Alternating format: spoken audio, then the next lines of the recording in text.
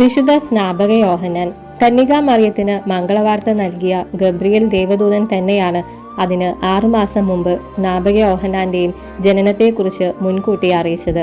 അബിയായുടെ കുടുംബത്തിൽപ്പെട്ട സക്രിയ എന്ന പുരോഹിതൻ ഒരു ദിവസം ബലി സമർപ്പിക്കാൻ വന്നപ്പോൾ ദേവദൂതൻ അദ്ദേഹത്തോട് പറഞ്ഞു, നിന്റെ ഭാര്യ എലിസബത്ത് ഒരു പുത്രനെ പ്രസവിക്കും, അവന് യോഹന്നാൻ എന്ന് പേരിടണം.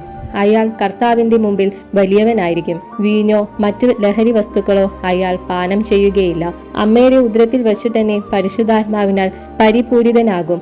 ഈ വാക്കുകൾ സക്രിയ വിശ്വസിച്ചില്ല.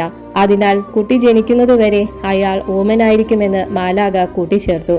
മാലാഖയുടെ വാക്കുകൾ അനുസരിച്ച് എലിസബത്ത് ഗർഭിണിയായി. 6 മാസം ഈ വിവരം അറിഞ്ഞ് കന്യകാമറിയം എലിസബത്തിനെ ശുശ്രൂഷിക്കാനായി ചെന്നു.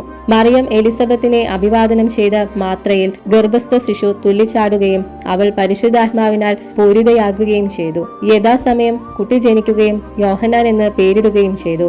യോഹന്നാൻ മരുഭൂമിയിൽ തേനും കിഴങ്ങുകളും ഭക്ഷിച്ച് കടുത്ത തപോനിഷ്ഠയിൽ ജീവിച്ചു. പ്രായശ്ചിത്തത്തിന്റെ ജ്ഞാനസ്നാനം പ്രസംഗിച്ചു കൊണ്ടിരുന്നു. ജോർദാൻ നദിയിൽ വെച്ച് ക്രിസ്തുവിന് ജ്ഞാനസ്നാനം നൽകി. കർത്താവിന്റെ വഴികൾ ഒരുക്കുവിൻ എന്ന് മരുഭൂമിയിൽ വിളിച്ചു പറയുന്നതിന്റെ സ്വരമായിട്ടാണ് യോഹന്നാൻ തന്നെ വെളിപ്പെടുത്തിയത്. ജനങ്ങൾ അദ്ദേഹം തന്നെയായിരിക്കും രക്ഷകനെന്ന് വിചാരിച്ചു. എന്നാൽ താൻ രക്ഷകനല്ലെന്നും രക്ഷകന്റെ ചെരുപ്പിന്റെ ചരടുകൾ അഴിക്കാൻ കൂടി തനിക്ക് യോഗ്യതയില്ലെന്നും യോഹന്നാൻ അസന്നിഗ്ധമായി പ്രഖ്യാപിച്ചു. ഈശോ സ്നാപകയോഹന്നാനെ പറ്റി പറഞ്ഞത്, സ്ത്രീകളിൽ ജനിച്ചവരിൽ സ്നാപകനേക്കാൾ വലിയവനില്ലെന്നും അദ്ദേഹം കാറ്റ് താടുന്ന ഞാങ്ങണയല്ലെന്നുമാണ്. കുറ്റങ്ങൾ കുറ്റങ്ങളായി തന്നെ അദ്ദേഹം കണ്ടു. മുഖം നോക്കാതെ അത് ചൂണ്ടിക്കാണിക്കുകയും ചെയ്തു.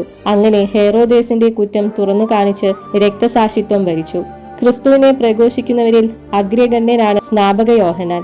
അദ്ദേഹം അനുകരിച്ച് സർവരെയും ക്രിസ്തുവിലേക്ക് ആനയിക്കാൻ നമുക്കും യത്നിക്കാം.